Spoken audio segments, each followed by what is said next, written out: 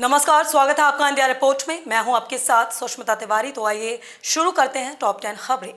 भारतीय विदेश मंत्री एस जयशंकर ने बीते शनिवार कोर्ट से जुड़ी चीन की आलोचना को खारिज करते हुए कहा कि ये जरूरी है कि वास्तविकता को गलत ढंग से पेश किया जाए। जयशंकर ने ये बात भारत और ऑस्ट्रेलिया के विदेश एवं रक्षा मंत्री के बीच हुई बैठक के बाद एक प्रेस वार्ता के दौरान कही। इस प्रेस वार्ता में ऑस्ट्रेलियाई विदेश मंत्री मैरिस पेन, रक्षा मंत्री पीटर डटेन और भारतीय विदेश मंत्री एस जयशंकर एवं रक्षा मंत्री राजनाथ सिंह ने हिस्सा लिया।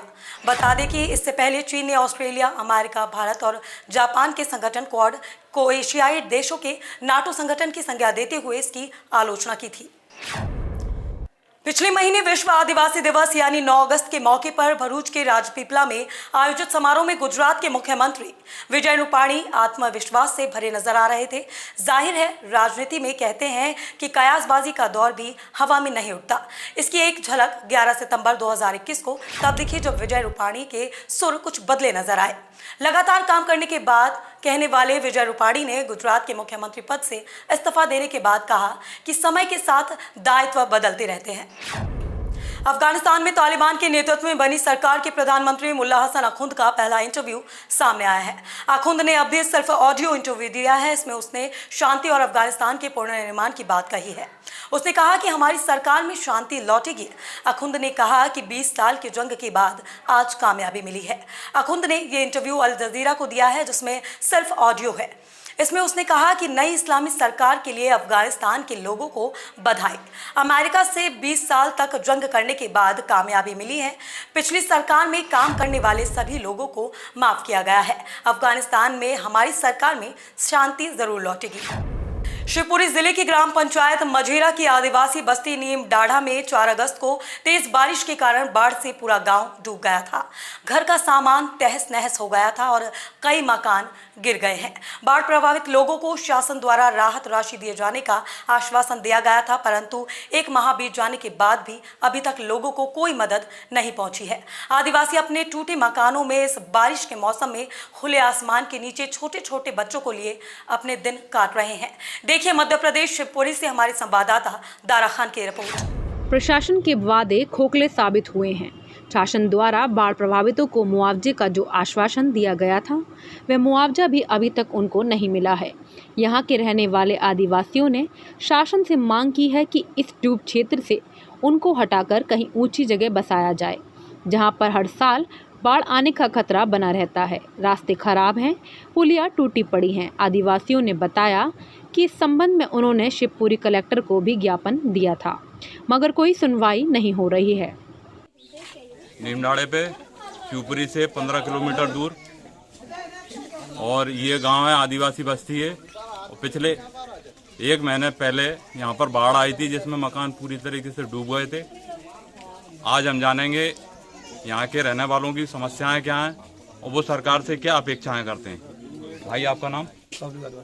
अच्छा, यहाँ आपको क्या परेशानी है? ये परेशानी हमने मतलब ये बाढ़ आई इस गाँव में। बाढ़ आई तो हम कलेक्टर साहब के पास गए, बोला तो हमने 4-5 आवेदन लगाए, तो उन्होंने कुछ सुनवाई की नहीं है।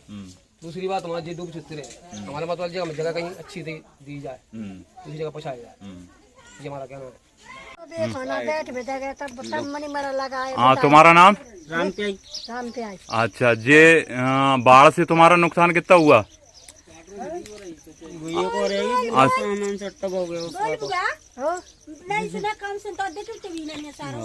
बाढ़ से नुकसान कितना हुआ? सर पूरा गिरा है उसका तो। अच्छा, पूरी टपरिया गिर गई? अच्छा, वो भी गिर गई है, पूरा नाई पानी सब बह गया। अच्छा अच्छा, और मुआवजा मिला? कुछ नहीं मिला ना। सेक्रेटरी कुछ करा भी तवा ना, कोई नहीं सुनवाई कर रहा, कोई नहीं कर रहा। लाला जो नहीं आ का जिनकी कैसे परेशानी हो रही है। इधर मुंह करो। अच्छा, अम्मा तुम्हें दिखाई भी नहीं देता सही से? नहीं है बिल्कुल। अच्छा, और कुछ मदद वैसी खाने पीने के सामान की? कुछ नहीं आया कोई कछु नहीं दे लाला। अच्छा, सरकार से क्या उम्मीद है तुमको? सरकार से तो राशन कार्ड मिलता लाला।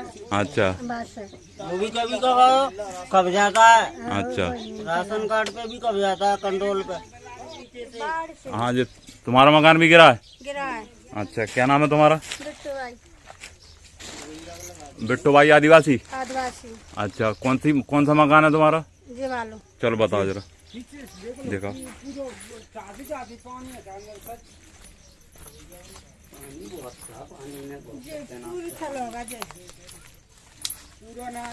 जी अच्छा, जी मकान पूरा गिर गया, पूरा गिर गया। सामान वामान भी खत्म हो गया होगा। हाँ, सरजाई में रहते हम। अच्छा, और मुआवजा अभी तक नहीं मिला तुमको? कुछ नहीं मिला। सरकारी खाते में जो पैसे आना थे वो भी नहीं आए? नहीं आए। कोई अधिकारी आया था तुमसे पूछने? आए थे लेकिन कुछ कोई कचू नहीं कराया हमारा। कलेक्टर में आवेदन, कलेक्ट्रेट में आवेदन दिया था? दिया था। अच्छा, फिर कोई ने कुछ नहीं सुनी हमारी तो। अच्छा। हाँ हाँ, ये पानी पूरा लगा हुआ, अभी भी पानी डूब सकता है मकान का भी। सकता है वो तो सर जी देख जब भी पानी बरसता होगा इसमें पानी आ जाता होगा। आ जाता नहीं सर। हम यहाँ पर आदिवासी बस्ती में है, नीमडाड़े में। यहाँ लोगों की काफ़ी समस्याएं हैं।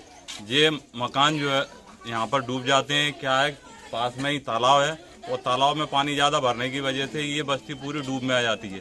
इन लोगों का मानना है कि सरकार इनको कहीं ऊंची जगह पे मकान दे ताकि ये डूब की जो हर साल की समस्या है उससे इनको छुटकारा मिल सके। इंडिया रिपोर्ट से मैं मोहम्मद दारा खान। जालौन प्रदेश में लगातार बढ़ रहे डेंगू बुखार के मरीजों को देखते हुए प्रभारी मंत्री नीलिमा कटियार ने जिला प्रशासन के साथ विकास भवन सभागार में समीक्षा बैठक की, जिसमें प्रशासन के द्वारा चल रही तैयारियों को लेकर संतुष्टि जाहिर की गई। देखिए जालौन उत्तर प्रदेश से हमारे संवाददाता जिशान राइम की ये रिपोर्ट। प्रभारी मंत्री नीलिमा कटियार ने विकास भवन में प्रेस वार्ता करते हुए बताया, डेंगू, मलेरिया और बुखार से पीड़ित मरीजों की पहचान के लिए डोर टू डोर सर्वे किया जा रहा है, जिसमें 600 टीम बनाकर निगरानी समिति, आंगनबाड़ी और प्रधान के साथ मिलकर सर्वे का काम किया जा रहा है। इसका मुख्य उद्देश्य रोगियों को पहचान कर उन्हें उचित उपचार दिया जा सके। उसके साथ ही एनजीओ को ब्लॉक स्तर पर स्वास्थ्य टीम के साथ मिलकर एंटी लार्वा के छिड़काव की जिम्मेदारी तय की गई है। इसके अलावा डेंगू, मलेरिया और कोरोना के मरीजों का सर्वेक्षण करने के लिए जिला स्तर पर नोडल अधिकारियों के निर्देशन में टीम तैयार की जा रही है। साथ ही किसी भी व्यक्ति को इस तरह के लक्षण मिलने पर वह कंट्रोल रूम में फोन कर उचित उपचार के लिए संपर्क कर सकता है। वायरल को लेकर के जो प्रदेश में लगातार बुखार चल रहा है, डेंगू, क्या कहेंगे? आज यहाँ जालौन में बैठक हुई, सभी जिम्मेदार अधिकारी बैठे थे। तो समीक्षा में लगातार कोशिशें हो रही हैं। जालौन के अंदर 600 से ज़्यादा टीम्स उसकी ट्रेसिंग के लिए, ट्रैकिंग के लिए, फीवर है किसी को, उस फीवर के क्या लक्षण है, उसके आधार पर उसका ट्रीटमेंट, वहाँ कंसर्निंग जो CHCs, PHCs हैं उससे उसको मरीज को जोड़ने का काम, ये सब निगरानी समितियाँ लगातार कर रही हैं। और यहाँ जानकारी में आया, सब समीक्षा बैठक में विषय निकल कर के आया है एंटी लार्वा का छिड़काव और आगे आने वाली योजना के अंदर, और इसी कारण इस जनपद के अंदर व्यवस्थित प्रोग्राम के अंतर्गत कार्यक्रम हो रहा है, नियोजन व्यवस्थित प्रकार से चल रहा है और इसीलिए ये सब कुछ नियंत्रित है। लेकिन फिर भी ये जो मौसम है ये बड़ा उसको कहेंगे कि पॉजिटिव होता है संक्रामक रोगों के लिए, तो और सुरक्षित कैसे हो सकते हैं आने वाले समय में, ये इसी प्रकार से नियंत्रित कैसे बना रहे, इसके लिए और जो यहाँ जालौन जनपद की स्वयंसेवी संस्थाएं हैं उन्हें भी ब्लॉक लेवल पर जोड़ते हुए एंटी लार्वा का छिड़काव और बड़े पैमाने पर कैसे होते हुए, हमारा जो प्राइमरी स्कूल्स 1 सितंबर से खुले हैं उनके आसपास की भी स्थितियां, हमारे जो आश्रय स्थल हैं, हमारे वृद्धाश्रम हैं और जहां पर भी लोग इकट्ठा रह रहे हैं उन स्थानों पर हमारी ये जागरूकता और इसकी साफ सफाई की स्थिति और व्यवस्थित कैसे हो सकती है, क्योंकि स्कैटर्ड नेचर आया था वायरल का, और तो इस कारण से कोविड का भी स्कैटर्ड नेचर आया था। तो जीनोम सीक्वेंसिंग के लिए 17 सैंपल यहाँ से गए हैं, तो और चीज़ें निकल कर के आएंगी। फिलहाल जालौन के अंदर स्थिति बिल्कुल नियंत्रण में है और आगे भी ये इसी प्रकार की स्थिति बने रहे, इसलिए यहाँ का प्रशासन, यहाँ का स्वास्थ्य विभाग और सारे कर्मचारी बिल्कुल मुस्तैदी से डटे हुए हैं।